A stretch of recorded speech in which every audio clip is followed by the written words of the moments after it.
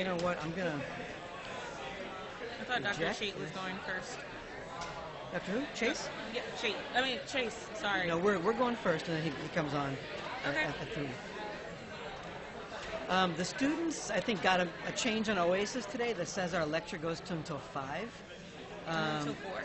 It's until 4, but I think you might have posted that I it goes did. until 5. Yeah, So, I so did. a lot of people are confused about that, so you might want to just mention that. Right.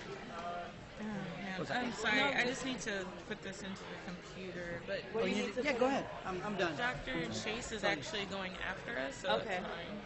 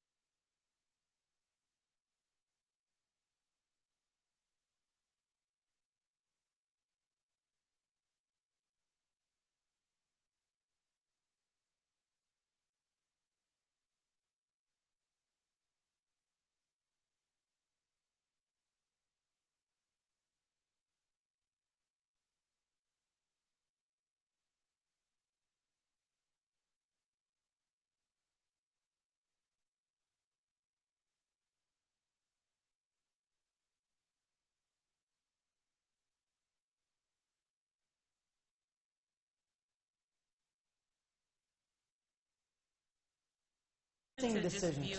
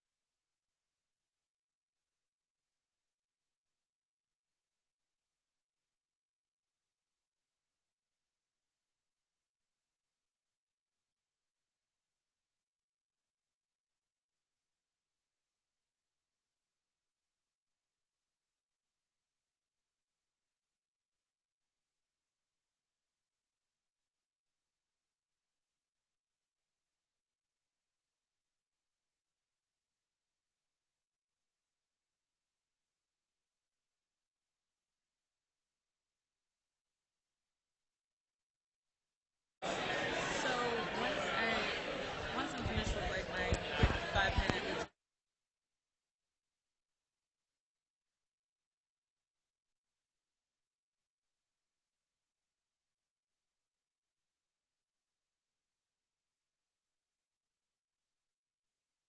Yeah.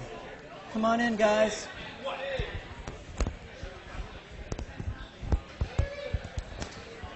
Hey, y'all.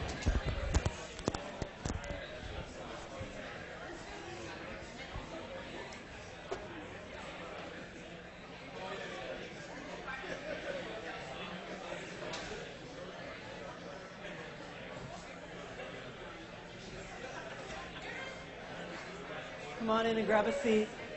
I'm not sure if this mic is really on. Can you hear me? Is the mic on? It's okay?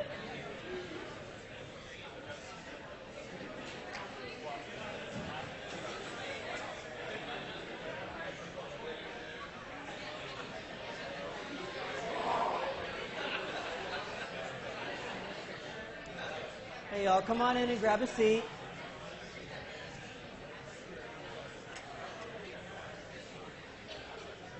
I want to welcome you all. Can I get your attention? Hey guys, it's great to be with you again this semester. I want to welcome you all to the fall semester of tutorials. Really excited to be here. It's been a flurry of activity over the summer preparing for this semester, and it's great to start. Anybody been here? Any guesses on what mountain that is? Someone said Washington State? Denali, yes. Who's been there? Awesome. If you've never been, put it on your bucket list for sometime in the future because it's so worth it. I took this picture a few years ago, and for me this picture is very powerful. It resonates with me in many ways. When I took it, I was up on this kind of bluff looking down into this beautiful valley, and you see this bus going in. And if you've been to Denali, you know that you can't take your own car in. You can either hike in, or you can take these government-driven buses to go in to kind of not disturb the environment. And I was up on this bluff, and you can see this bus going in on this long passage. And what's incredible about this is that you don't really know where this passage is going, this road. You see this little hill over here, and you don't really know where that road goes afterwards. It looks like it's going in the general direction of this incredible mountain called Denali, which is, do you guys know what it means? It's in the local language, which means the high one or the big one. Right? So we know we're going in that general direction, but we don't really know what is over that hill, what to expect. And at the same time, we can anticipate what we will need if we want to keep going on that journey onto that mountain. And in terms of clinical training, it's a very long journey. And even though there's this high one up here waiting for you, you don't really know where that is. You don't really know how many turns or twists or detours you're going to take before you get to your destination. And really, there's no real destination. It's all just the journey. And I think I've realized that. I think Dr. Fink would say the same thing, that you never reach that final point when you say, oh, I've made it. It's always that next step, always thinking about where you are now, and getting some perspective on yourself, taking a step back and saying, where am I right now, and thinking about the next steps. So what we'll do over this next hour is consider a little bit about your feedback from last semester, and we'll use that to look ahead at this semester and think about how the structure of the course, how the course is structured, and to consider what we need to accomplish together this semester. We have no conflicts of interest to disclose. And I just want to acknowledge a couple of people.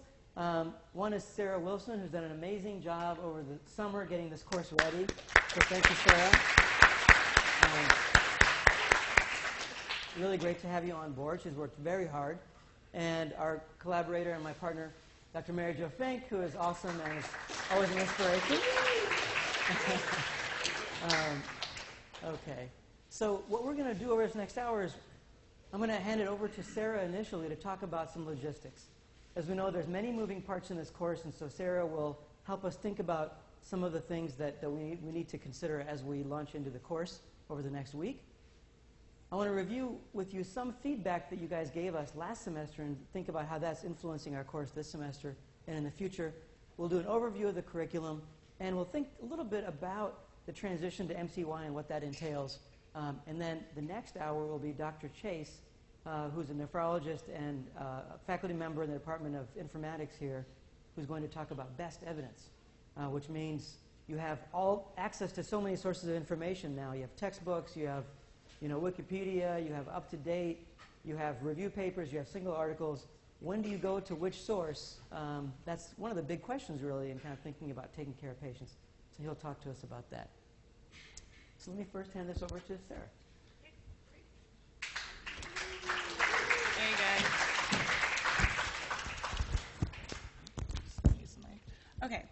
So, hi everyone. So I know you've seen a bunch of emails from me probably about next steps, where to go. So first things first, you should have all received a site assignment and connector email that connects you with your preceptor. And I know there were some questions and some concerns in the past week. So if you still haven't had your questions answered, please, just let me know, reach out. I'm here to help. First day logistics document. It's on Courseworks and Oasis. So if you go onto Oasis, you will see an attachment that will tell you directly where you should be going for your first day.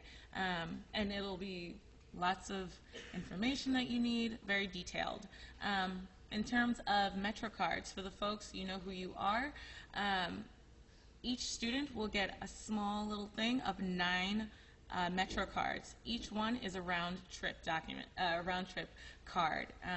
If they are expired for any reason, which they are not, but technical difficulties do happen, you just need to go to the clerk or the agent at the MTA booth and say, "Hi, I'm a student and I need to get this card renewed," and they will exchange it for a brand new card with the same value. Zip cards.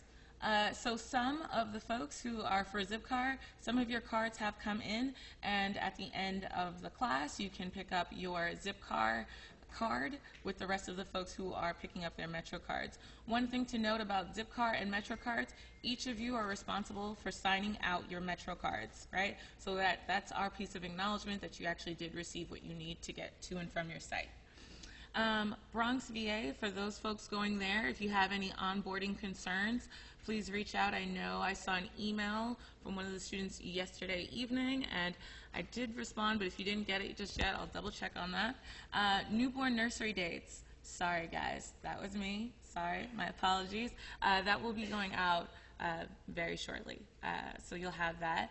And then finally, student A should be picking up packets that you'll receive for your group after Dr. Chase addresses you guys. So it'll have your thank you notes, and it might contain a preceptor, a handbook for your preceptor if they are new, right? So those are just a few of the things that you can forecast coming your way. And if you have any questions, again, please reach out. Thanks for your patience. Any questions about these things? Okay, so I know there's a lot of different things to keep track of, so just email us or just stop by. In terms of the newborn nursery dates, you'll be getting those dates soon, and just know that it's only one date. So if you look at Oasis or a different calendar, it might look like there's a ton of dates over the semester.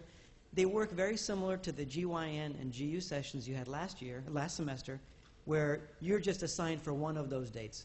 And if for some reason it doesn't work for you, just find a switch with one of your classmates and let us know.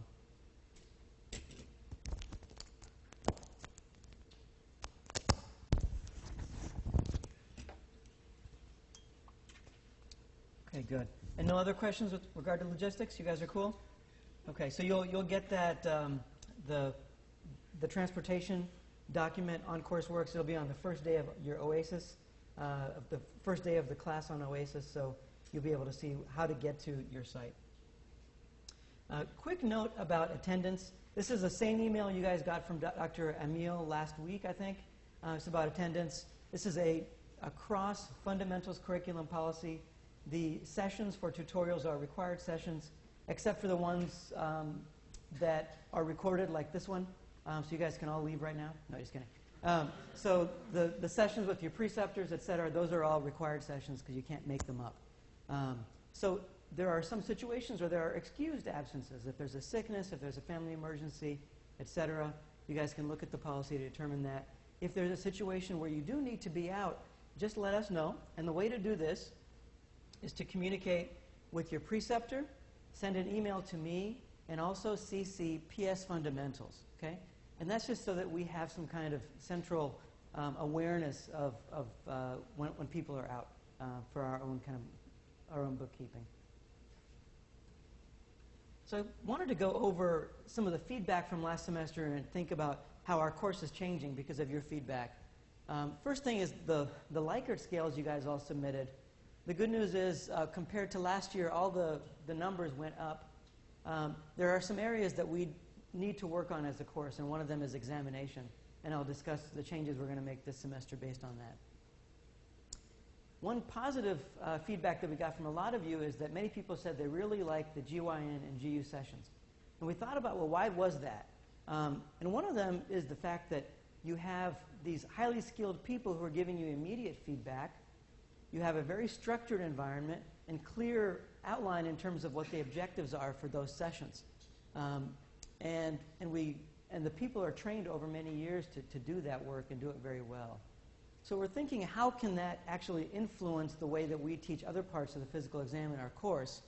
And we put that together with one of the other feedback we got from one of you guys saying, instead of the first 5 sessions having all those 4 students with a different preceptor, why don't you have fewer preceptors that are highly trained, highly motivated, and have those sessions taught here at Milstein in groups of 12 or 16? And in that way, you might have more standardization and more involvement of the faculty and more kind of quality control. And we thought that was a really good idea. And we're actually going to be putting together a proposal where for next year, it won't affect you, but for next year we'll be having, our proposal is to have groups of 12 or 16 for those first 5 sessions with carefully selected faculty here at Hammer. And instead of examining one another, we'll have those groups of 4 examine SPs, or standardized patients. So each group of 4 will have an actor that they examine after learning the basics. So I'm putting together that proposal, and we'll determine the costs, and we'll see if the Dean's Office will fund that. So thank you for that feedback. Another, I think, really good comment was, well, why don't we do the full physical exam with the standardized patient instead of at the end of the semester, midway through? And that way you'll kind of improve your skills with the physical exam before going to the bedside. And we thought that was a real good suggestion, and our plan is to do that for next year. We got a lot of comments about the exam and practice questions. One of them was that many of you felt the practice questions were easier than the final exam, and that's something we're going to look very carefully at and make sure that doesn't happen again. And the second thing was people wanted the practice questions much earlier and not really at the very end of the semester. So what we're going to do this semester is actually roll out practice questions for you guys on basically on a weekly basis, and we'll base the final exam on the practice questions. And just to kind of revisit the issue of why we even have a final written exam, and that is a lot of the course obviously is to be able to know how to do a physical exam and to be able to take a history. That's not really tested in a multiple choice test. But at the same time, some of it is knowledge that we want you to have. For instance, we don't want you to go to the MCY and someone says, you know, do you know how to check for propulsus paradoxus, or do you know how to interpret that? And you say, well, I've never heard of it. And we can't necessarily assume it's being taught in any other course. We know it's being taught, but there are certain things that aren't reinforced in this kind of context that we want to make sure that you have seen and learned. And that's kind of a knowledge base. If someone says, you know, what are the findings for, you know, basilar trauma? So if there's a trauma to the cranium, are there some physical exam findings that might be consistent with that? We want to be able to expose you guys to some of those pathology before you actually get to the MCY. And part of this is to be able to connect the history and the physical to clinical reasoning. Because you can memorize how to do a physical exam, you can memorize all the different questions to ask in a history, but what we want you to kind of move towards is actually starting to put that information together to develop clinical reasoning to actually solve clinical problems. And that's why we want to give you cases on a week-by-week basis to be able to do that. We're still going to have the exam blueprint at the end of the semester, so you'll know what kind of questions are going to be tested and how many questions are going to be based on that content. And the last thing was, one of the students said, well, why don't you guys have lectures to actually teach us this content instead of asking us to kind of read? And part of that is very practical. There's really not enough room in the curriculum to add more lectures, and we don't want to give you more lectures because we think that we want to give you flexibility with respect to learning this material. But what we will do is at the end of the semester have a review session where we can, you know, field any questions that you have about the material that you've learned over the course of the semester and be able to talk about it that way. A couple of you asked, you know, that you wanted more guidance on how to do a write-up. And this is a really important element of feedback that we got. we actually met last night with Kathy Nickerson for the preceptor orientation. So we get the preceptors together at the beginning of every semester, and we have a different speaker, and we have a different conversation. Last night, we brought in Kathy Nickerson, who's the clerkship director for medicine. She's also the chair of the MCY committee, thinking about the governance of the MCY curriculum as a whole. And our conversation was about how do we appropriately prepare our students to enter the MCY. So that was the nature of the conversation. And what we ended up talking about was, Dr. Nickerson really felt, one of the most basic things that not all students have before they get to the MCY is knowing how to write a clear, lucid write-up. Sentences that are short, that are simple, that are declarative, a story that makes sense. She said, if I have to read a sentence in a write-up more than once, then it's not well written.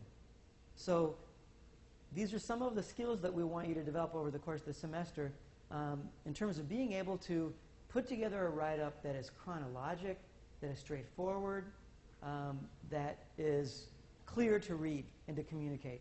Because ultimately, that document is going to be used to communicate with a lot of people that have never laid eyes on the patient. So the question is, how do you get good at it? Really, the foundation is what's happening with your preceptor groups. So every week, when you turn in a write-up to your preceptors, you should be getting feedback. If that's not happening, you need to let us know. There was a couple groups actually last semester that we found out after the semester was over that they weren't getting feedback on their write-ups. And I felt really bad for those groups. And we were able to work with them. But if you tell us a little earlier, then we can actually help to make that happen at your actual sites much earlier. Okay, so we encourage you to do that. The other thing that we're introducing this semester is a rubric that basically kind of breaks down the write-up. What are the different parts of the write-up, and how can you grade whether a write-up is well-crafted or not? And so we're going to share that rubric with you and with your faculty members and ask you to use it. This is the same rubric that they're going to be using in the MCY. So we're moving towards trying to find ways to standardize assessments across the 4 years so things don't change all the time on you. So please take a look at that. That's how people are going to be looking at your write-ups actually in January, just a few months away. If you still feel like you need more support, email us. Email me, email Dr. Fink. If we get those kinds of requests, we will convene a session to just go over write-ups. And other students can join as well. So really, we're going to be responding to your expressed needs and desires. So let us know. We'll make ourselves available to you. Another comment the students made were, we want more help with the oral case presentation. As you all know, last semester you only had a handful of write-ups, a handful of presentations to even go over in your group. But this actually ends up being one of the big anxieties for students as they transition to the MCY.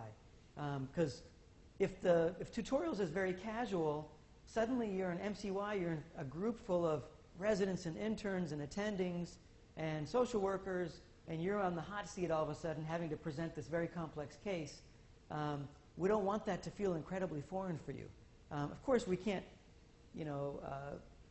simulate that experience to full, reality, but we can give you a taste of it, and we can give you practice. We asked Dr. Nickerson yesterday, how can students get better at this? And she said, practice, practice, practice. So what that means is Dr. Fink and I can't be in every group making sure it happens. What it kind of means is we want you to take some ownership of this skill set that we want you to develop, and when your name is up as the presenter for that day, right, so there's a schedule, right, in terms of there's one student every week who's kind of supposed to be in the hot seat to actually present. When it's your turn, actually take it seriously.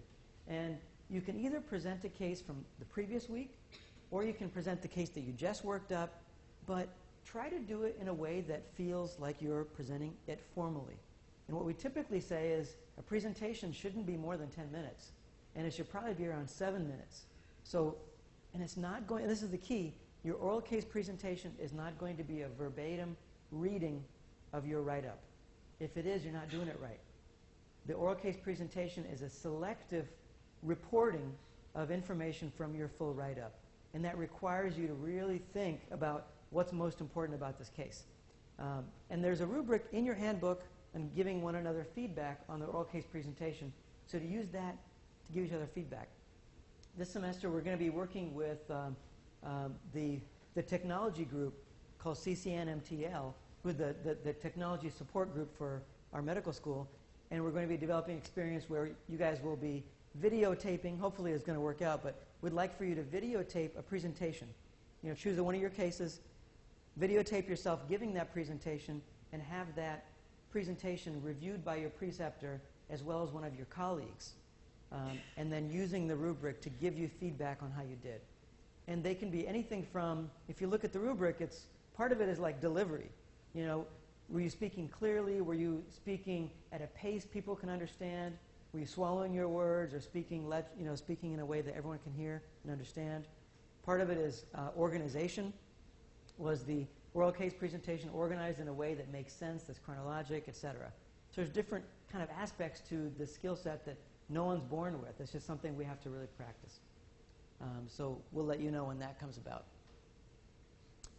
And several of you said, we really want more experience and training with clinical reasoning. Yes, we're learning how to do a physical. Yes, we're learning how to take a history. But where are we learning how to reason clinically?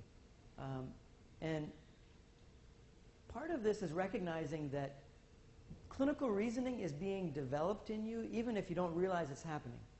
For instance, the on-call cases and the OSCEs and the quizzes, those are all places where you're going to be asked to take information, history, physical exam information, and you're going to be asked to put it together to think clinically about a particular case.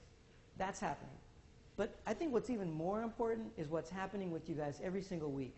When you take a history and physical, you have to use your clinical reasoning.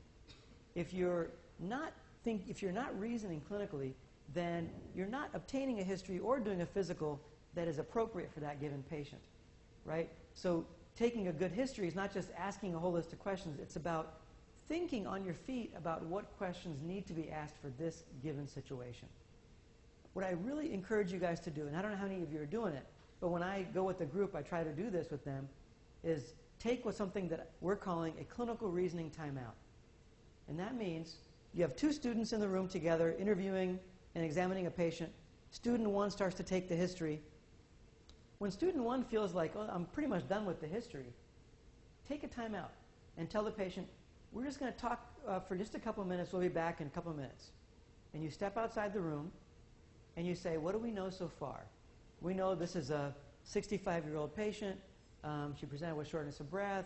She traveled recently. We know that she's been reporting some calf swelling. But you know what? She also has had a fever, and she also has this heart condition. So what's our differential at this point? Well, it could be PE. Maybe it's heart failure. Maybe it's a pneumonia. Okay, what haven't we asked about yet? Well, we haven't asked if she's ever had any clotting before. You haven't asked if she's, has any family history of clots, right? In that way, you start to take the history, start to develop a differential, you start to think about what information's missing, and then you say, hey, student B, what physical exam should we prioritize now that we have our differential, right? And then you go back in and you have a more directed history and you have a more directed physical, right? That is developing your clinical reasoning skills. Your discussion at your wrap-up, that last hour, that's kind of like a mini attending rounds. Yes, the faculty member is going to be talking about what they observed in terms of your history taking, your physical exam, but they should also be having really robust conversations about how the history and physical contributes to your knowledge of the differential at this point. How does that connect with pathophysiology, right? That's what should be happening at those wrap-ups. By the time you leave wrap-up, you should have a clear sense of what the differential is for this given patient, right? And while you're doing that, you're developing clinical reasoning skills as you're thinking it through. And when you do a write-up, you cannot do an effective write-up unless you are really developing your clinical reasoning. That's one of the major tools to develop clinical reasoning and to reflect your clinical reasoning. When you read someone's write-up, a student's write-up, I can tell how far along they are with respect to really understanding this case, or whether they're just kind of listing a bunch of data, right? This is really one of the real challenges of this semester, and as you launch into MCY. Because once you go into MCY and join a team like this, and this is you guys over here and the attendings and the residents over here, you might ask yourself, well, what's going to be expected of me at that time? And certainly, one of the most important things is your role becomes not just educational, but it becomes clinical. You are going to be contributing in an important way to the clinical care. There was just a CPC in the New England Journal. I forget if it was New England Journal or New York Times. There are cases written by Lisa Sanders, who's an internist at Yale, where she presents cases there. I forget where it was, but it was a case of a person coming in with Horner's syndrome to, I think, Yale or some other hospital. And it was because of a particular condition that the fourth-year medical student was the person on the team that actually was able to elucidate the etiology of this. It was not the attending, it was not the resident, it was not the fellow. It was a fourth-year student who figured it out and who helped progress the care for that given patient. So never underestimate your contribution to the team. You're going to be asked to do a history, a physical. You're going to be asked to collect laboratory data. You're going to be asked to look at the EKG and chest X-ray. And we asked Dr. Nickerson yesterday, at what level should students be able to perform with respect to reading a chest X-ray or looking at an EKG? And she said, well, we don't expect them to be experts at this, in this by any means, but we want students to be able to look at a chest X-ray and have an approach, to look at the bony structures, to look at the soft tissues, to look at the cardiac silhouette and think about the heart, and then think about the lungs, right? Having some approach that is systematic that you can do on month 1 of medicine, right? Same thing with an EKG. No one's going to expect you to be a cardiologist and interpret all kinds of different findings, but we want you to have an approach. What is your approach? What do you do? Do you look at rate, rhythm? How do you approach this? How do you determine the rate? If you haven't seen it yet, the textbook Dubens is excellent. It's very simple, straightforward in learning how to interpret EKGs. Again, we don't need you to be experts, but know that even on month 1, people are going to expect you to at least kind of enter the world of a chest X-ray and EKG and make your way around it, right? And all those things are really about data collection.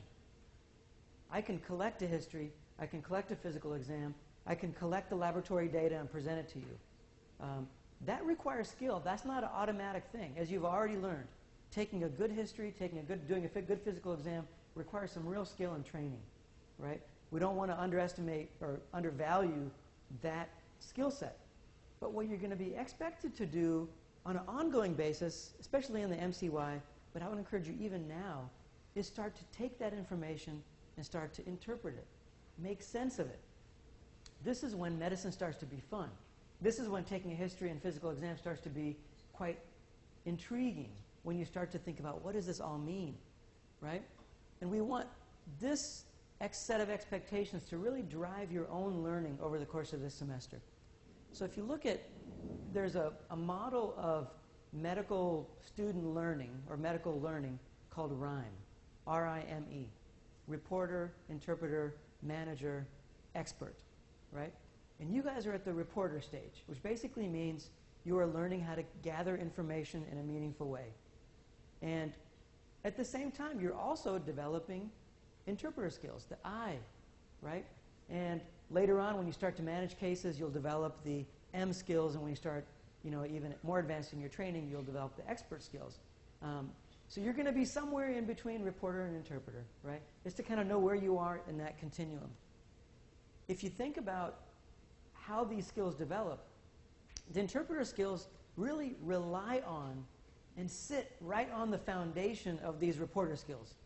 Your interpreter skills will not be strong if your reporter skills are not strong. So if you are getting information from the history and physical that is not complete, that's not accurate, that's not appropriate, then even whatever interpretation you do is not going to be very valuable, right? So at this point in the game, I think there's a wide variation with respect to your clinical skills. There are some write-ups that if you gave that to an attending, they'd say this is probably written by a resident. There are some write-ups, there's a long way to go, right? So there's a huge range what we want you to do is start to really critically self-assess, to think about where you are and where you need to be. And one thing Dr. Fink is doing is she's collecting good write-ups from students that are good examples of where you could be this semester or at the end of the semester, so you can kind of gauge how much more growth you need in this course with respect to the write-ups. Same thing with the history and physical. Be really honest and self-critical about where you are and where you need to be. So let's consider the goals of this course. And really our goals are overarching. It is to prepare you to have a foundation of clinical skills that you can use to build upon for a career as a clinician. The second part is prepare you to effectively transition to the MCY. And these are all the basic things we've been working on, okay? History, physical, write-up, oral case presentation, clinical reasoning, and also introduction to some aspects that are specific to the clinical world. How do the wards work? What does a follow-up note look like? You know, things like that. So let's consider the structure of this semester now. We'll start next week with the peer exam. You guys have been away for the summer, many of you in labs, many traveling internationally. Some of you might have done clinical work, but a lot of people didn't. So it's a chance to kind of revisit that physical exam. The rest of this semester is mainly bedside sessions. That's where the learning really occurs. We'll have an on-call case where you'll be going over basically a simulated workup of an internal medicine admission. You have advanced tutorials in ophthalmology, neurology, musculoskeletal, as well as newborn nursery, right? And those are mainly in the second half of the semester. Newborn nursery is throughout the semester. You have, and I'll describe what these mean in a second, you'll have OSCEs in the very mid-semester as well as at the end of the course. And you'll have a final written exam, as we mentioned. And you'll have something called an MCY on-call case at the end of the semester. Let me just quickly describe what these are. For the full peer exam session next week, basically it's a chance for you guys to revisit the full exam and practice on each other. I really encourage you guys to prep for that session. This is actually the last time in this course that you'll have a chance to practice the full exam on one another in kind of a controlled environment. The rest of the time is going to be really on patients in the hospital. The OSCEs that you will do will be more focused. They will not be the full exam. The bedside sessions, as the course progresses over the semester, for each bedside session there's going to be a particular focus. There's going to be a student leader. Pay attention to who that leader is so you can contribute to the learning of your classmates. There's also a schedule, as we mentioned, for the oral case presentations. And you guys know the schedule in terms of turning in write-ups, when to turn those into your preceptor. The first write-up of the semester, we're going to put an assignment tab on CourseWorks. We want every student to submit a write-up to us, their first write-up of the semester. The rest of them, we're going to get back in touch with you if we want you to post again to CourseWorks. But for the very first write-up, we want all the students to post it on CourseWorks so that we can review how you guys are coming along. So you have OSCEs, 2 sets of OSCEs this semester. OSCE stands for Objective Structured Clinical Exam. And what that means is you have an actor who plays the role of a patient that you are going to then interview and examine. Okay? The reason we do this for several reasons. One is we want you to kind of get a glimpse into what this kind of environment and this scenario is like. This is what you're going to be expected to do for Step 2 clinical skills. You'll have 15 minutes to do a history and physical. It sounds crazy, but we want you to get accustomed to that environment. And no one's going to be an expert at this the first time around. This is basically just for practice and to kind of get a taste of it. So what that will require you to do is be very focused with respect to your history and your physical, thinking about what is needed for this particular case, really drawing on your clinical reasoning. And before that happens, we'll give you some information on how to prepare for that. The OSCEs in the middle of the semester and at the end are not graded. They're purely for your feedback and to kind of grow. So don't worry about, it's not going to affect your grade in any way. So you have a mid-semester OSCE, October 8th and 15th.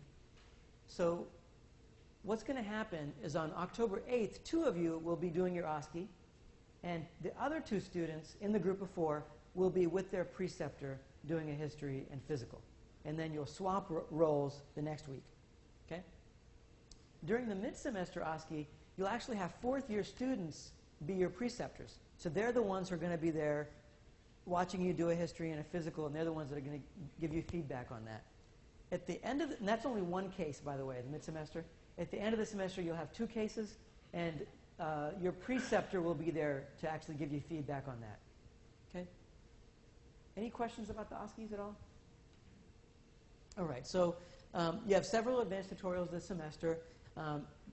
One is the newborn nursery, and as you mentioned, find a switch. If you can't make that date, you'll get those dates soon. And you have opto, neuro, and musculoskeletal. The neuro and musculoskeletal are going to be coordinated with what you're doing in BHD so that it can reinforce what you're learning in that course. You have two on-call cases, and these will also be led by fourth-year students. The first one is going to be not only a case that you'll be working up, but you'll be thinking about things like, what is a SOAP note? That's the note that you'll be writing when you're kind of following patients on an ongoing basis. That's different than an admission note. You know, what are workarounds like when you are with your resident and intern and going through cases? Thinking about things like what kind of history and physical do you need to do on a follow-up case that you're following in the hospital? That's different than doing a full history and physical. And what does a follow-up presentation look like? So if you're on rounds and this is the third day the patient's been in the hospital, what does that presentation look like as opposed to the initial presentation? And then you have an MCY on-call case at the very end of the semester. That's the last thing you do with us. And what that is, it's a case that is specific to your first rotation. So by that point, we know which students are going to be starting with OB, which students are going to be starting with psychiatry and medicine, etc. So we'll actually put you in those groups, and you will do a specialty-specific case. And those cases will be led by fourth-year students who are going into that field. They'll be led by residents who are in that field, training in that field, and by attendings in that field. Okay, so it'll be kind of a nice glimpse into what you'll be doing just a couple weeks later. And a heads up in terms of BHD, we try very hard to coordinate our curricula, even though sometimes it doesn't seem like we do. We really do. I would love for our sessions to not, be close to the BHD exams. Unfortunately, it's just so condensed that we can't really avoid it. So I want to give you a heads up so that you can anticipate it and plan accordingly. Okay, so on September 17th, our session comes the day before your Neuroscience 1 exam. Same thing on October 15th, the day before the neuroscience exam. And this November 9th date is the day before the GI exam. And December 3rd, the OSCE is the afternoon of the ONC exam. Okay? So I wish I could do something differently, but that's just kind of the way it is. And we actually try very hard when developing these schedules to try to minimize this as much as possible. In terms of grading, you guys know the domains that you're graded upon, right? These are the basic sections. Your faculty members will write narrative comments about you as well. For the final written exam, we talked about that. There's going to be a testable materials folder as well as an exam blueprint, so you'll be very clear what's going to be on the exam. As I mentioned, OSCEs are not part of your grade. And the grades are, of course, accessed by the dean's office. And if there's either academic trouble or professionalism issues, if that occurs, then you may be contacted by the dean's office. So that was a kind of a quick run through in terms of how the semester looks like. Any questions, logistic questions, philosophical questions, anything? Yeah. Yes, it is scheduled. Yeah. So Sarah's been updating OASIS and it's been delayed. So I hope that she's able to put in all the dates. When, Mary Jo? Meaning today? I hope. Yes, I hope so. I can tell you it's October 30th. October 30th, which is a Friday? It's a Friday afternoon from 2 to 4, October 30th. I'm sorry that it's not on the Oasis calendar yet. Maybe this afternoon. Yeah. Other questions? Mary Jo, any thoughts? I was just going to make a couple comments, but Please. maybe you would email Sarah, because she could, one second, but she could bring the stuff down. Yeah, I mean, we can, absolutely, yeah, good idea. But she should bring the stuff. She's at the office. Okay, you want to email it?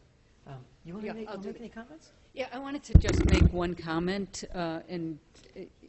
Actually, yesterday I had the privilege of being present to a new group in the seminars group, so that Dr. Desai could go out and have her baby. And it was really wonderful to be back with a group, with your group, and also to welcome you all back, that you came back healthy and there were no major problems over the summer. What came out in the group yesterday I think was important, though. A couple of people said, and I don't think it was because I was in the room, but we talked about what was important or what things they looked forward to, and a couple of people said they really look forward to their experience in tutorials. And I think that's important to underline, because this is your opportunity to put together, as Dr. Gowda has very eloquently outlined in beautiful slides, but to put together those pieces of information in your own words, so that when you start in January, you feel somewhat confident in what you can bring to the team. So if it's not working for you, if whatever reason, I mean, sometimes just the chemistry doesn't work, let us know. It doesn't mean we're going to take you out of a group or out you to the preceptor or anything like that. But if we can help by reviewing a couple of your write-ups, or as Dr. Gowda said, if we can help by having a special session on oral presentations, we'll schedule it. But we can't do anything if we find out about this at the final evaluation on December 18th. We can only say, oh, wow, we did our best.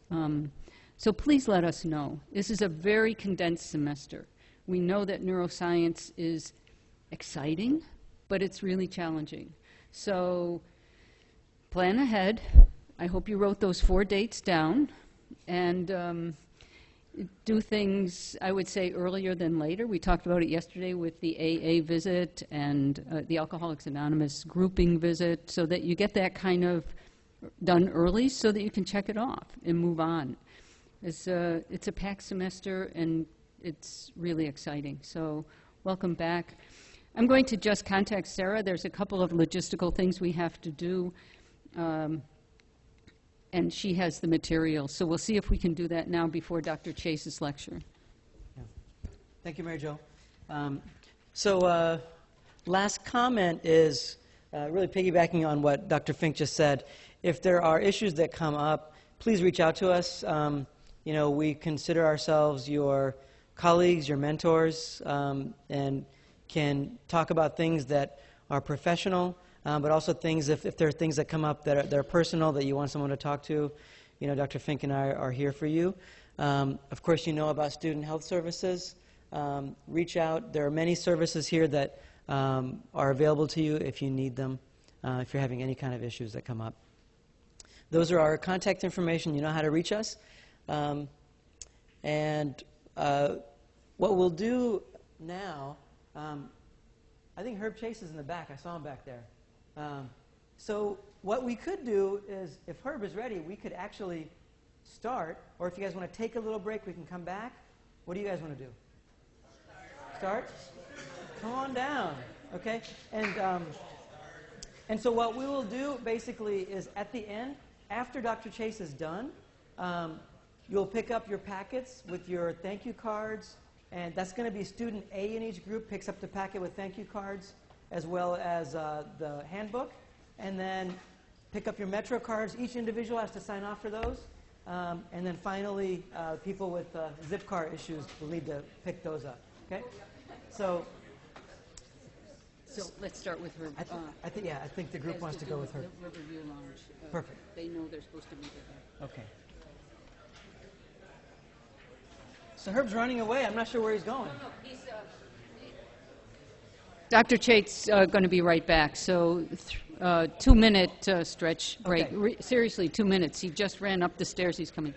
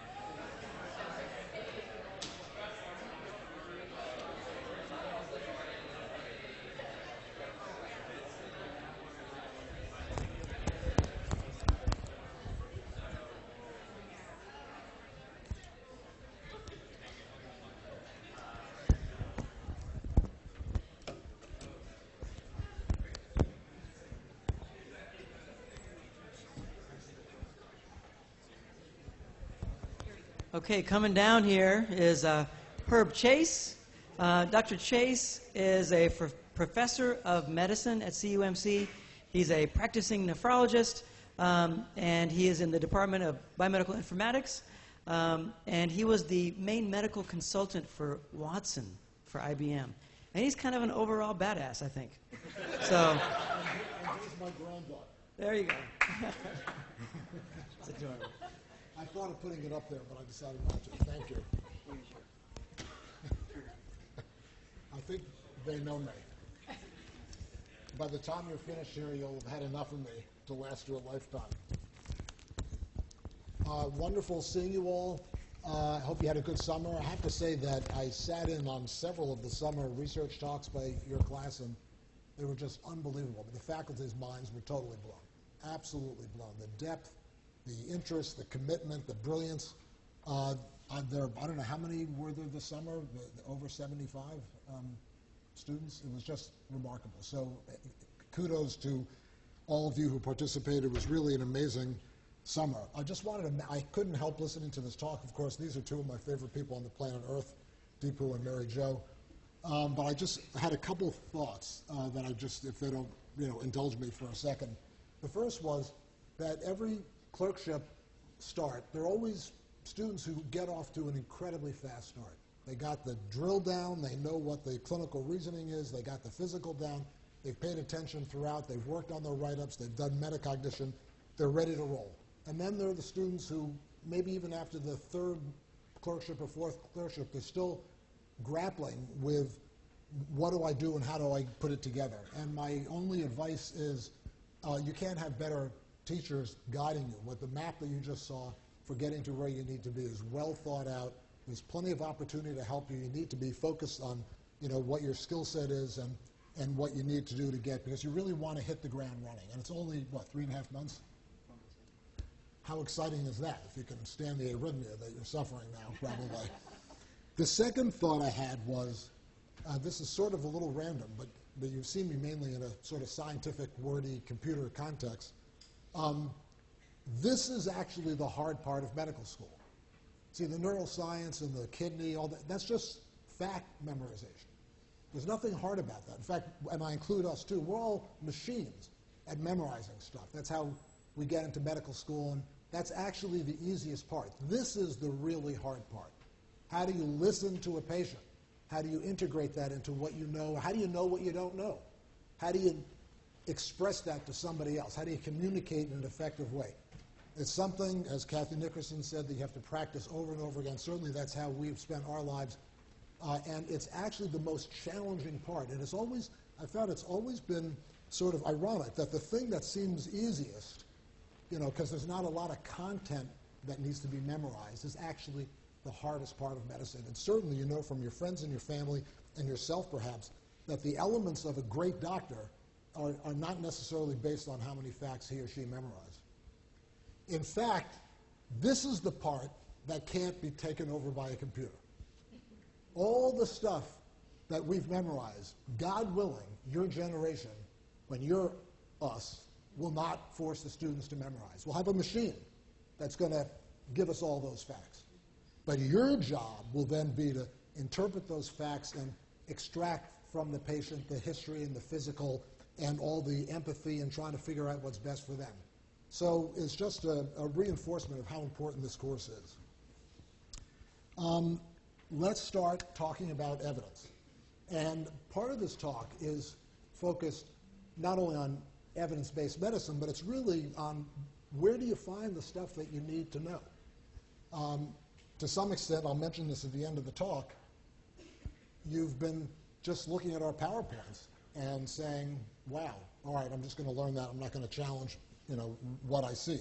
So we'll have a conversation about that. I just want, as disclosure, as you heard, I work for the IBM team. I no longer consult for them, thank God, because I'm frankly disappointed in how far they've gotten in terms of finding evidence for us.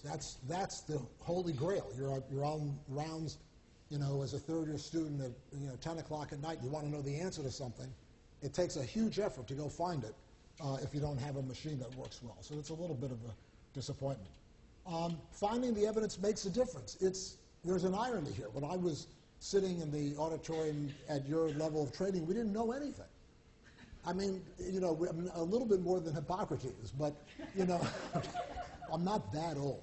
But we knew, you know, MI, we put the patient in the bed for 3 weeks and, you know, there were no medicines. Heart failure, there was only one medicine, digitalis.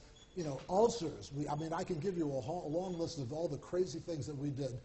But we didn't know it. Now we know we know so much that the irony is we can't get that information in a timely manner. It's not that you couldn't get the information if we said to you, look, take 2 weeks off and go answer this question. You could probably answer that question. But you need to answer it in 10 minutes when you're taking care of somebody. So it makes a huge difference that we don't have all day. And we have, in the last several years, a lot of schools are doing this. We've concocted what we call a best evidence thread. And it means, a thread means that, and you've heard Dr. Sidelli talk about the SLIM thread. You're going to hear me talk about biomedical informatics thread. Deepu started talking about the clinical reasoning, which is part of the medical decision-making thread. These are threads that go through your 4 years. They emphasize sort of a higher level thinking and skill building. So the best evidence thread is under construction, and it starts now, really. And we'll talk a little bit about that. These are the 3 main phases of your medical school experience: pre-clerkship, clerkship, and the D&I phase. And initially, your goal is to find the evidence, information that you need. You'll be on the wards. You're going to need to read something. What's that thing going to be that you're going to read that's going to make you smarter and make you know how to deal with the patient? When you're on your clerkships, you'll also be wanting to apply this knowledge. It's not, you know, now it's finding it to support your understanding of your cases, but then you're going to need to apply it. And then in the last years, more importantly, is when you actually start questioning the validity of the source you found. And we'll talk more about that. That's actually the hardest task. There are plenty of attendings that are still grappling with it. You know, I can get fooled by reading a site, you know, some source, and then realize that it's completely unbelievable. Let's see how do I do this? Here we go. I'm the tech guy. I can't even press the remote. We're going to talk about the 3 phases. We're going to spend mainly on the preclinical phase, which you're obviously in now. We'll have a couple of comments, and we'll talk about clerkship phase, where there'll be some other opportunities in this thread where you'll get PubMed searching. PubMed is actually much harder to search than you'd imagine. And for those of you who are skilled PubMed searchers, you've probably already figured out that can be really helpful. And then, as I mentioned, we're not going to spend any time talking about assessment except at the very end have a couple comments. So today's learning objectives are, first, let's describe the different kinds of information needs that you're going to have now and in the clerkships. Let's discuss the hierarchy of resources. What's out there? Can we make some sense out of it? Is it just one big, you know, cyberspace all on a horizontal level, it's all the same, or is there some kind of vertical hierarchy? Let's talk a little bit about semantic search. Semantic means, you know, meaning. Is there a way to search for information based on what you're looking for in terms of the meaning of what the search is? And then lastly, we'll talk a little bit about believability. So I thought I would frame the discussion on a typical case that you get possibly during your bedside rounds this year, or starting in January for whatever service you're on. You have a patient with heart failure and has a whole bunch of reasons for the heart failure, is on a couple meds. You know, what's the information need here? What do you need to be thinking about? And I'd like to introduce you, if you are not aware of it already, the concept of foreground and background information. It's very helpful because it helps you map your activities to a particular resource, which I'll show you in a second. So the background information, of course, is what's the natural history or causes of typical CHF. You had your cardiovascular module last year. You learned about congestive heart failure. There was probably a list of different diseases that caused it, but you didn't really focus on the individual causes and the particular circumstances that the patient might suffer. You focused on sort of the bread and butter CHF, the edema and the dyspnea and the weight gain, perhaps. That we call background.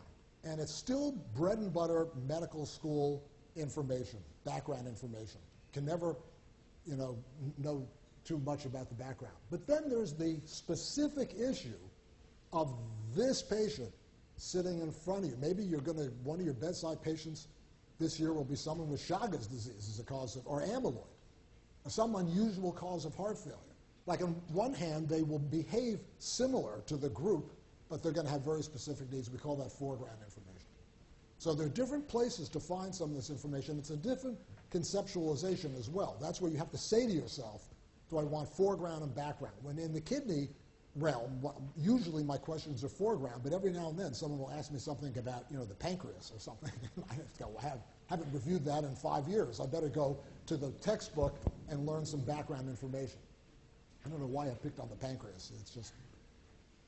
so again, the background can be etiology, natural history, prognosis in general, and then the foreground are the specific circumstances. They involve comorbidities, because that's where this personalized or precision medicine starts becoming important. There's that patient, and even 2 patients with Chagas disease are going to end up being different. They're going to have different circumstances. So for the for your needs now, it's mainly background. I mean, you shouldn't busy yourself or worry about foreground. On rounds, you may have a preceptor say, well, this guy's got heart failure and he failed this drug. What do you think? That's a little foregroundy. It's probably, it's appropriate to the extent that it helps the clinical reasoning and the discussion, but that's still not your task. Your task is still to learn how the typical person with that particular syndrome gets sick and gets better. During the clerkships, and you'll still want to focus on background. And the reason I even made this slide was to prompt me to remind you that there will be a lot of pressure on you during the clerkship years to go to the literature. On rounds they'll go, the medical student is the perfect, scut girl or boy where they go do the intellectual tasks. Like go to PubMed and go find blah, blah, blah. Go get the new literature. Because they are operating on the cutting edge. This is a tertiary hospital. We have a lot of people who failed the conventional therapy of a typical disease, and now they're here because they need some cutting-edge therapy.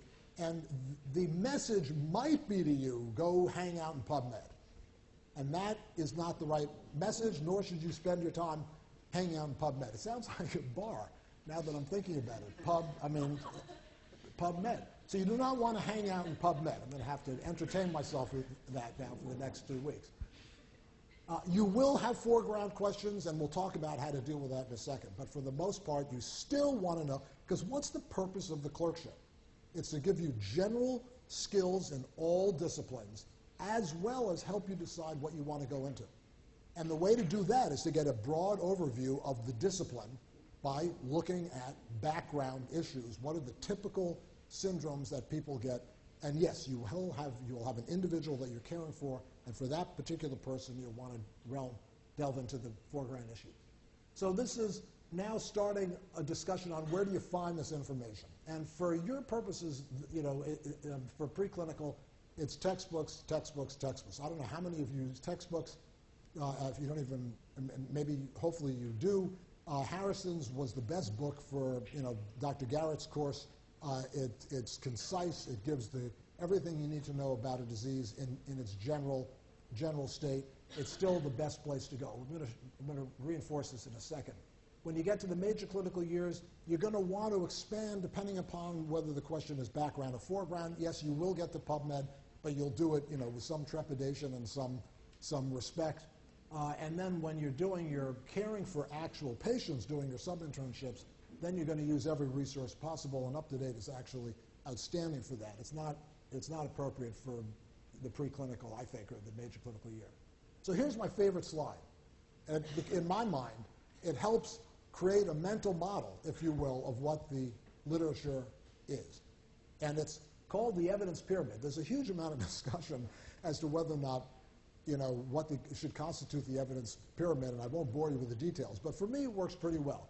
It's a triangle because at the top is the smallest number of resources, the least amount of information, if you can believe that. And at the bottom, it's the vastness of Medline, which PubMed is an interface to get to Medline, the vastness of Medline. And it's in reverse, somewhat counterintuitively, the best evidence is up here in the textbooks.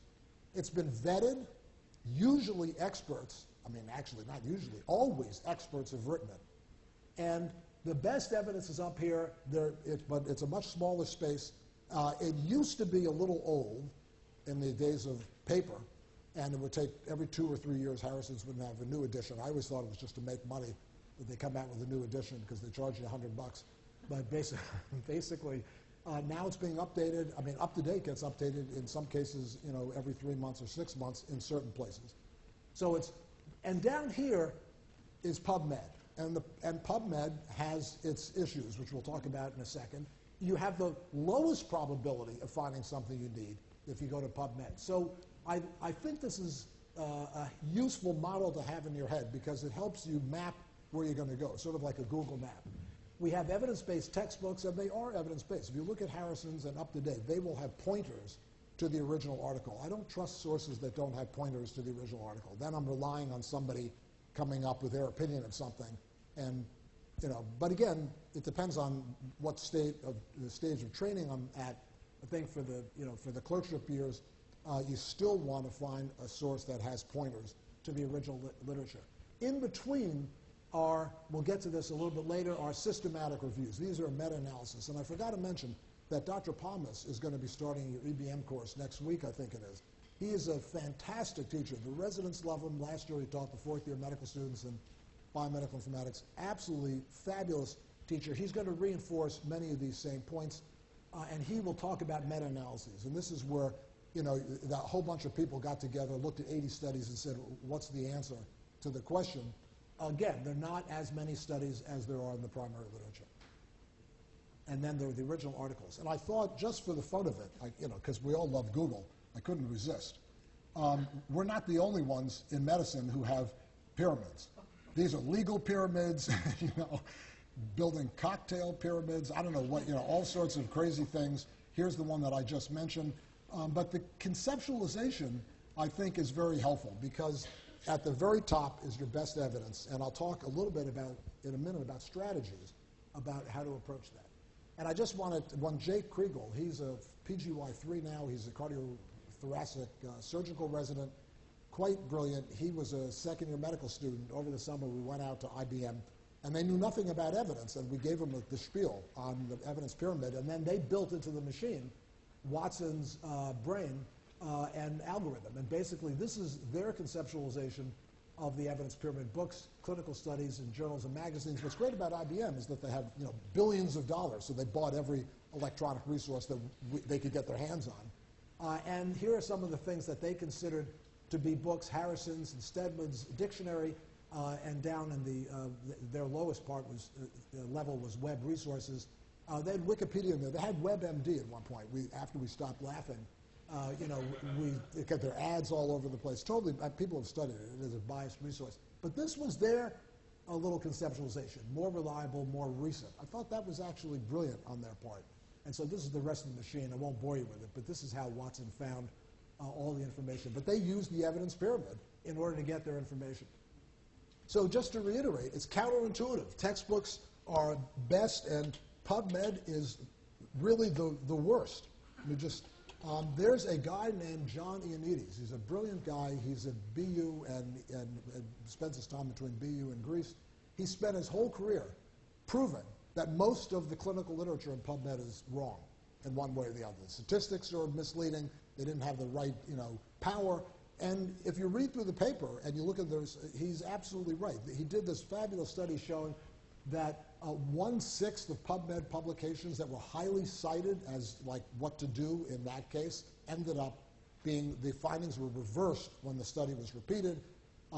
There's a real problem with the primary literature. So my advice is stay away from it unless you're attending on medicine or surgery says go to PubMed and go look this up. In that case, you better do it. So here are the 3 levels: textbooks, and I'll point out Access Medicine in a second. Who's heard of Cochrane Reviews? It's absolutely fabulous. These are meta-analyses. And here's an example. The other night, a couple of weeks ago, I went to Europe with my wife, and we were going to meet with some friends. And I wanted to see if there was anything to promote adoption of the new time zone, you know, like shorten the jet lag period. And I had heard that melatonin might be of some value. So what I did is I didn't go to PubMed. I went directly to the Cochrane Review because there they do the meta-analysis. I'd already checked the textbook, and I knew that there was nothing definitive there. And they did some group of people at Cochrane It's not for profit, and they take no drug money. I'll talk more about that in a second. They did a meta-analysis of 80 articles, and it must be a nightmare for these people. They must love numbers. You know, like different doses, different pill size, you know, different time zones, east, west, north. I mean, it was absolutely hilarious. But at the end of the day, the panel said there's evidence that taking melatonin, you know, in this fashion, in this dose, will reduce jet lag jet lag adaptation by 25 or 30%, which if you're gone for 6 days, actually ends up being 2 days. My point is that but the problem with Cochrane reviews is that they don't review everything. And you might say, well, if that drug better than that drug, they may not have done that study. Just to reiterate, in this course that the other course, Body and Health and Disease, you want to look for background information. You can Google background information if you wish. Google's helpful in figuring out if you're using the right search terms and get you some idea of whether or not you're in the right track. If you Google CHF if you Google CHF, you're going to get like 200 million hits. But for those of you who uses Access Medicine, I mentioned this last year. Oh, it's good. I won't take it personally. It's a fantastic resource. And you have it, here are the books that Access Medicine, this is just part of the books. Every important book that has ever been written by people in medicine is in Access Medicine. And so I just thought including Harrison, so I would just type in CHF.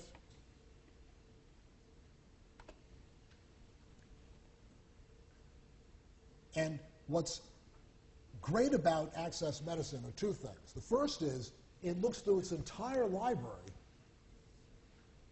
for CHF, and it gives you a choice. So you might be doing an ED elective, and you actually want to look at, emergency medicine, or you might be on, internal medicine on Dr. Nickerson's service, and you want to look at Hurst the Heart. Hurst the Heart is a classic cardiac textbook. So it's a fantastic resource. I'm not going to spend any more time on it, but if you haven't used it, it is absolutely fabulous. Every year when I teach the fourth-year medical students, I say, who's going into OBGYN? And a couple people raise their hand. I go, well, what book do you use? And they often don't have a book. They didn't even, they know there's a book out there. They've just sort of been looking at, actually, OBGYN, some of the clerkship directors have been helping them by giving them a book. But if you didn't get the book, what do you use? There's a fabulous OBGYN book in here. Those of you who are going into surgery, there's a fabulous surgery book here. It's absolutely essential to use Access Medicine. The other thing about Access Medicine is that it uses semantic search. That is,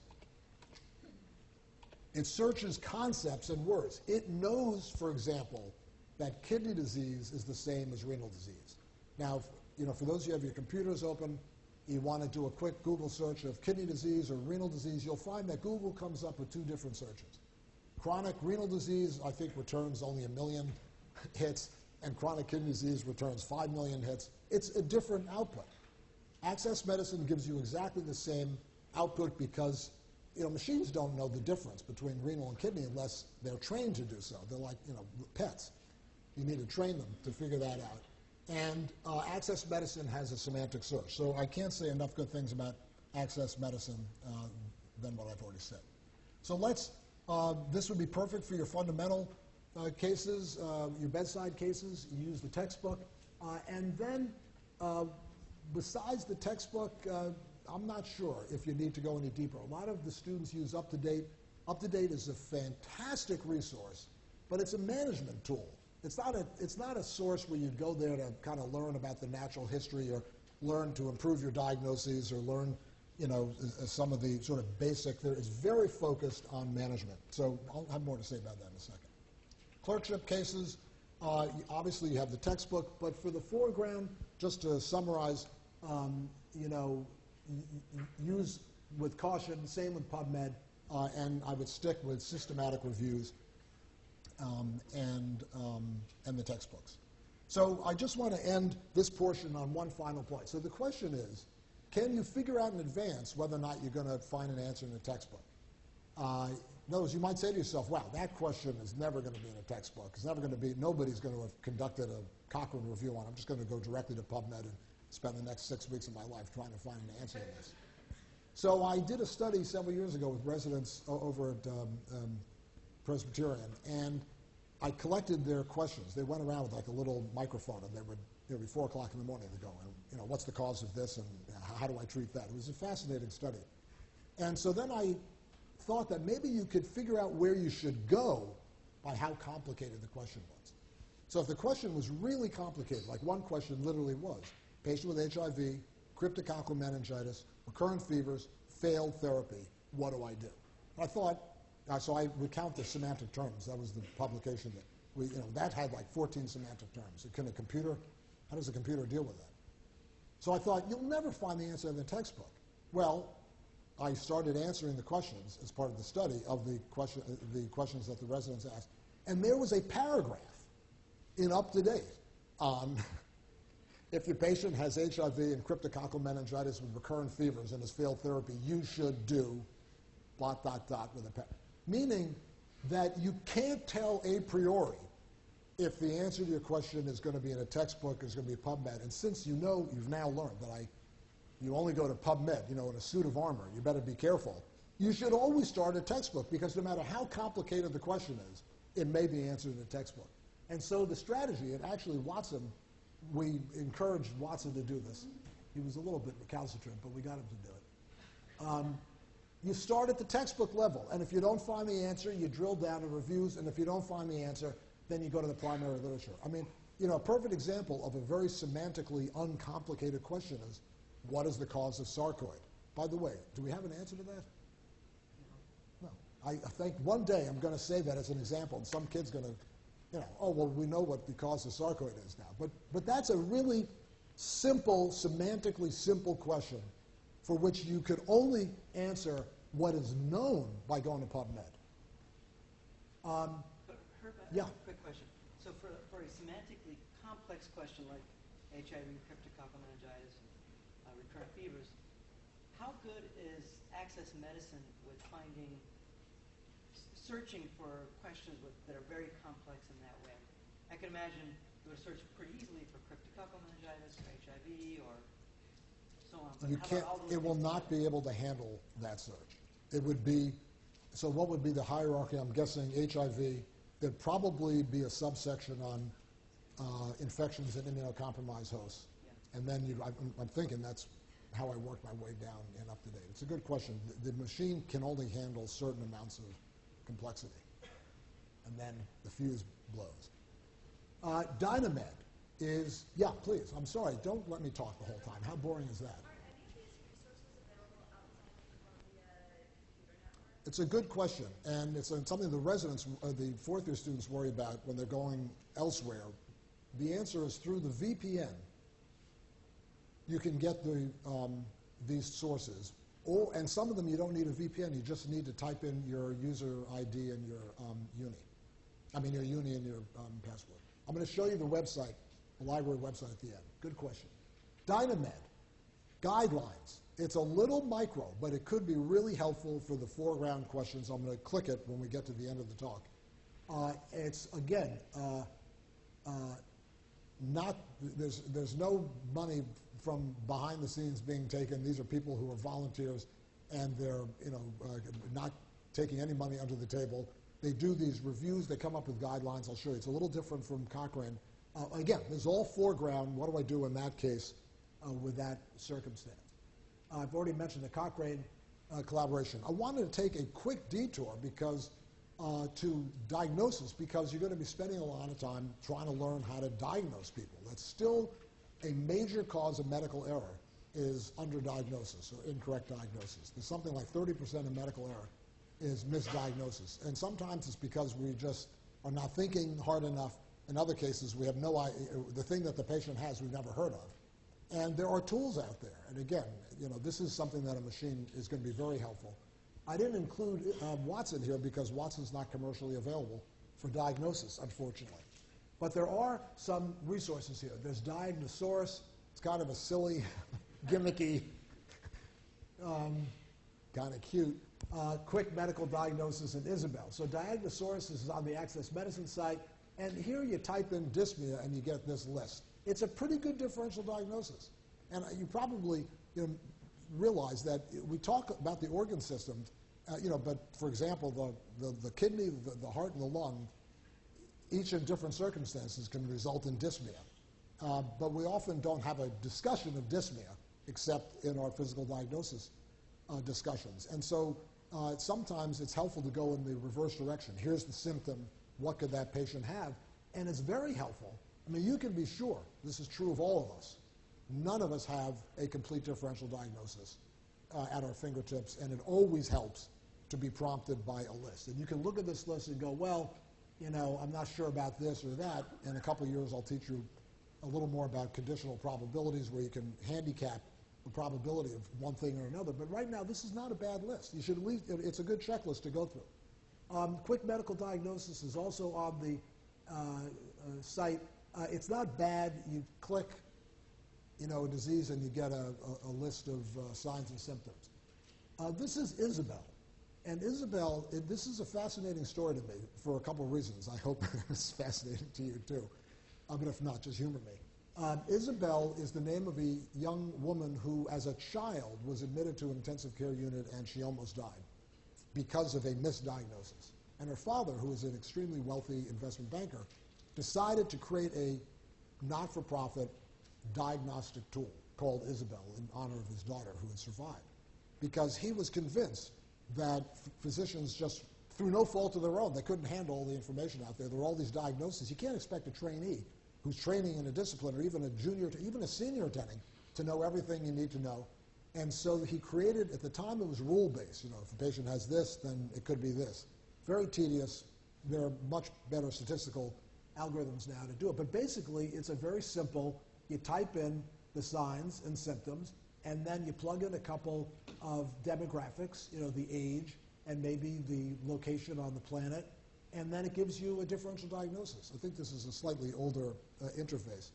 But it's incredibly good. And what's fascinating to me is nobody uses it. It's not because it costs $95 a year. I mean, you think of the things that you spend $95 on. I don't want it, it's going to make you a better doctor. No, it's too much money. I mean, if it was $9,500, that would be one thing. I recently last year I gave rounds at NYU. I took a poll, who's heard of Isabel? Not a single person raised their hand. I assure you nobody at PNS knows what Isabel is. I've done the same studies. It's mind-boggling to me that a tool that can, there's no downside with the exception of it suggests something that you didn't think of that makes you anxious, and then in order to pursue it, you have to subject the patient to a little risk. And that's a little bit different. If the suggestion is something where you need a biopsy to rule it out or rule it in. But it's basically upside. And in fact, here is Dr. Dalawal, who is a genius. He's out. This is a New York Times article from a couple years ago. Absolute genius. Like when he does grand rounds as standing room only. He's up at UCSF. He is an unbelievable diagnostician. He uses Isabel. Now, he doesn't do it during grand rounds. I mean, that would be cool. It's like, what do you think, Dr. David? He's going, plugging in the thing. Oh, I think it's also Weber-Rundu disease. I mean, but he always consults after, of course, he does the hard work, which is to come up with his differential. He's a phenomenal thinker. He uses it.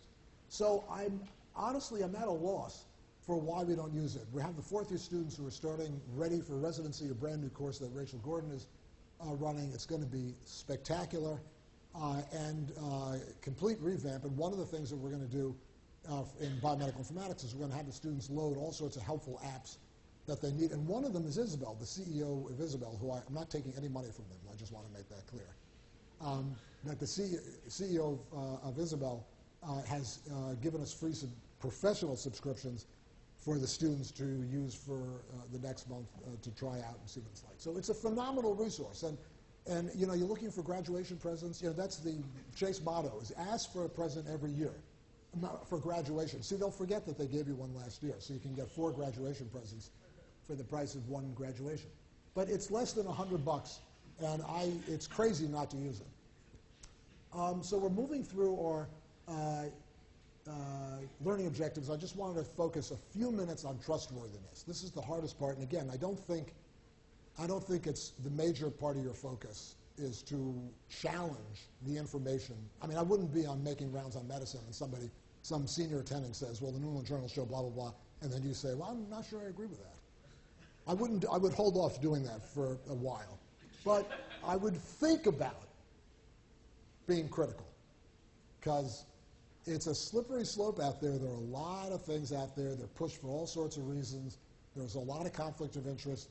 But that's a more advanced part of the thread, and you'll have a chance to do that during your final year. But I just wanted to give you a couple tips. There are some simple ways to assess on-the-fly reliability. Certainly, any really good systematic review that is not funded by pharma industry is worthwhile. Cochrane and Dynamed are two examples of that. You know, whether or not you find them useful is another issue, but basically they're clean and they're out there for your benefit and the patient's benefit, and you can trust them. I don't know how many of you know about impact factor. We'll get to that later on. But basically, it's an assessment of how impactful is that journal. The New England Journal has a very high impact factor. Doesn't mean it's always right. You know, Lancet's high. Some of the journals are really low. And sometimes when you're doing a presentation in your third year, your clerkship year, you might actually want to think about, what am I quoting? You know, is this journal for real? Does anybody even read this journal? Impact factor can be helpful.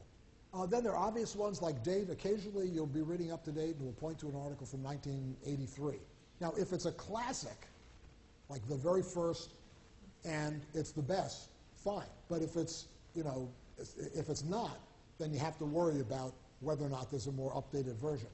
And again, if you do advanced PubMed searching with a library, they'll show you how to do that. If there are ads, that's a dead giveaway. You know, something pops up. Can you see the data?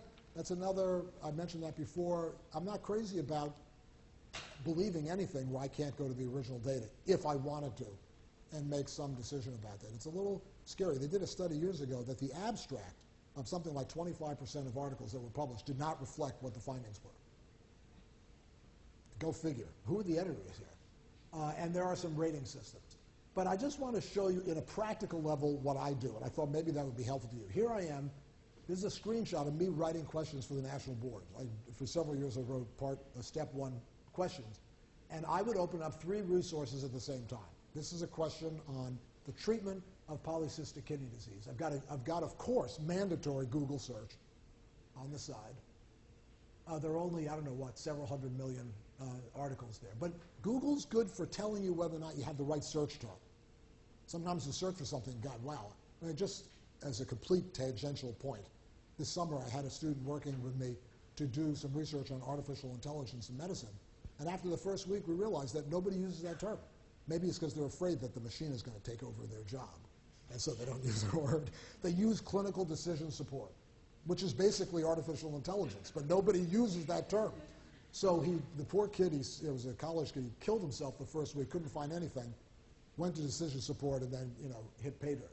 So Google has its pluses, but it doesn't have access to the proprietary resources. It's not going to get you in.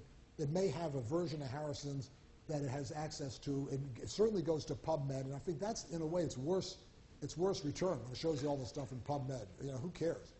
Then you see I've got Up to Date here because it has its pros and cons. This was a treatment question, so I chose Up to Date. And then I was also browsing through Access Medicine, and I didn't want the ER version. I wanted the Harrison's versions or whatever.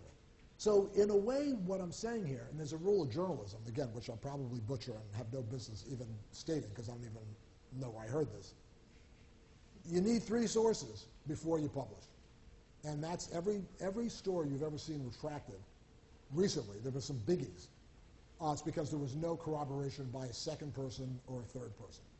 So basically, the rule of 3, which applies to many things in life, actually works pretty well here. If I see the same thing in all 3 resources, then I'm pretty sure that it's reliable. The finding, it's not foolproof, but it's not bad. So just to sum up, here's your arc. You start out here. I mean, this thing I hate about medical school is, in a way, you have no choice, but you start out with blind acceptance. We give you a bunch of slides, and I can't imagine you feeling comfortable in saying, Dr. Barash, I think that molecule is not 67,000. I think it's 82,000 molecular weight.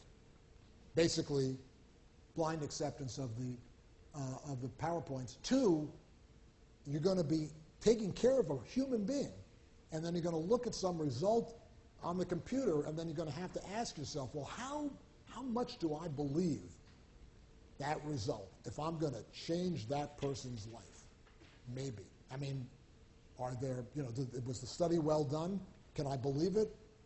Am I going to harm the patient by not doing that? It's a tall order, and that's really what your goal is, to actually get to the point where you feel comfortable thinking about challenging conventional wisdom and having the skill set to actually analyze whether or not the evidence that you found is in the patient's best interest, for want of a better way to describe it. So we've achieved all the learning objectives, and I thought I would just show you the website from the library. I'm sure you've all seen this before. Here are the most used resources. I already mentioned Dynamed. There are e-journals. Goodman and Gilman, probably nobody ever uses that anymore. It's still a great resource. We didn't even talk about drugs. What resource you use for drugs? Actually, UpToDate is pretty good. Micromedics is fabulous. And again, I'd encourage you to try to put every resource you possibly can onto your phone. That's what we're doing with the 4th years, as I mentioned. UpToDate is a resource that's available, obviously, in Access. So I just thought I would end by showing you, let me just show you this. Down here, this is the gift to you guys. It says medical students on clinical rotations. I mean, they built this just for you people. It warms my heart. And here are links to all the best books. You can, as I mentioned, the biggies, Cecil, and I think the Dean's book, is going to be listed here. We only have one copy that we can link to it. Neurology, when you go to neurology, they're all there. So the library has a fabulous set of resources.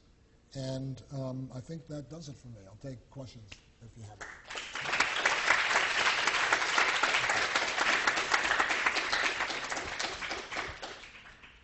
Questions? Okay, thank you, Dr. Chase, and have a great evening, guys. Be in touch if you have any questions. Oh, yeah. So I think you guys know to get your packets in Riverview Lounge, student A in each group should get packets that have the thank you cards and handbooks, as well as Metro cards and Zipcar cards, Riverview Lounge. Thanks, Margo. Awesome. I couldn't Thank help you. saying what I said in the beginning. I hope that was okay. Oh, yeah, thank you. The fact that I was prompted when the neuroexam discussion. I can't say that, like 90% of that stuff is not going to make them a better doctor. Yeah. Your point about don't get into trouble, talk to us if you're getting into trouble. So you guys, it's a beautiful introduction. Thank you, Mark. Thanks for coming to this. I think this is great. They need this. They don't get this. It helps. Well, it's still at some point we're going to try to make little videos, so you can maybe not even show up, but just say this is how you look for this. Awesome. I'm actually going to reach out to you. I'm not sure if Christian Wilson reached out to you yet. Christian is a resident, third-year resident in medicine, and he's been working with me to think about how medical education is preparing students to work in an era, or students and residents and trainees to work in an era of increasing technology. And in particular, technology like, increasing genetic information, personalized medicine, increasing research data, and also just managing data on electronic medical records. Basically, to take care of a patient, we have so much potential data coming in. What are we doing to help students and trainees deal with that and manage that? So that's kind of the question. And we wanted to kind of sit with you to pick your brain and maybe be a co-author on it. That'd be really interesting. Because my fear, I think you have the same fear, is that the more, just even watching the body language of the students are more, you're saying these photos. And a lot of them are very attentive. But then there's a whole group of people who are doing email and buying things on Amazon. Right. The gravitational pull of all the data. And it's so misleading. Right. It's not most of that stuff is. Yeah. So anyway, I'd be delighted. Okay, so he's probably gonna reach out to you and Good. we set up a time. for us to Thank you talk. for thinking of me. First person we thought about. Thanks, sir. You guys were awesome. Oh, great. No, it was my pleasure. I use up to date like all the time. Yeah, I think it's it's fine. actually really helpful. Yeah, it is. Okay. It is helpful. There's no harm in it. Yeah. Harrison's for background questions is Sure. better. Yeah. I like it for the super condensed version because I need like a footnote version Absolutely. of it. Is fine. Right. But the Harrison's is not much longer. Is it? Okay. I mean, maybe it used to be a book, so they had to, you could only have like a column and a half on kidney disease. I mean, use what you're comfortable with. I mean, a That's- lot of it's yeah. cross-referencing. Anyway. Absolutely. I do think, and Harrison's focuses more on the before you get to the treatment. Yeah.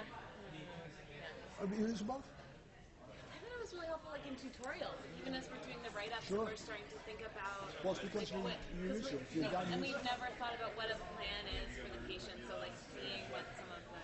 Sure. Whatever you like the best. There's nothing harmful in that. You're not going to hurt me. Thanks so much. Thanks for your time. Thank you. Bye. Oh, hi. I don't know if you remember. I do. Absolutely. Yep. I just have a quick question about using a phone on presentations. Do you have a recommendation on like which operating system or which kind of phone, or are they all kind of the same as far as speed? You know, I had a Samsung first, and then I went to an Apple, even though I didn't want to get Apple iPhone. I did not want to get sucked into the Apple gravitational pull. But I think and also my sister and her husband and I have a website, and basically stick with the operating system that the most people use. And I think, although Google, I have a lot of respect for them, there's still problems with Samsung phones. I think it's, again, I haven't read any stats on this, but there are times that the apps only are on Apple and not on Google. But I wouldn't, just check it out. There are, you have a Samsung? Oh, yeah. I have an old Apple which doesn't work. What do you use, a Mac or a Windows? No. Then Google, then a Samsung phone is. I mean, people you stay in one sphere. I think so. I'm not sure why, but. But as far as these apps go, like Isabel's got both platforms. Every app that we came up with for the fourth year students is on both platforms. and I guess not so much on Windows. I don't know. Mutaz, who's a graduate who's working on this with me, I'm not sure. Is that a third platform? Yeah, it has. Oh, shame far on me. fewer apps. Shame on me. Oh, yeah. Yeah. Okay, Good. How's the year going? good, great. Good. Yeah. Just trying to gear up for NCUI, getting a new phone, and starting to think about that. So. Yeah. And I mean, Dupe and I just had this conversation about, technology plays an important role, but one has to be aware of what that role is, because it can really interfere with. It's helpful because we are sort of used to not using textbooks anymore. Yeah. And Harrison's, So good. I mean, the idea that you use our PowerPoints, it's not a criticism, it's just the way we used to have syllabi years ago, like in the 80s. Tom Garrett's course, ran by somebody else, before PowerPoint was invented. Every topic had like a 6-page syllabus, and the students loved it. It was, it was really the important things, glossary, and then PowerPoint came out, and the faculty said, screw that. Yeah, actually, Christoph is going to do one for kidney next year. Yeah. But it takes work. It's not even a criticism of the faculty, because nobody's here to teach. Everybody's here to, be a scientist and writing a syllabus is actually hard. I mean, even if you're brilliant, it still might be hard for you to write the syllabus. So that's where the textbooks, I'm not sure what's happened with the electronic, and they've expanded. In the old days, Harrison, they limited the authors. Chronic kidney disease was 1.5 columns, and that was it. And you better say everything you need to say in that. And so it's a much higher level, and it's sort of what you need, background. Good. Good seeing you. Thank you. Not so immersed in it, kind of take a step back and say, this is one of the ways of having knowledge of the world. Not so, cool. I'm looking forward to, we'll pay attention Wednesday. Yeah, thanks for talking. Yeah.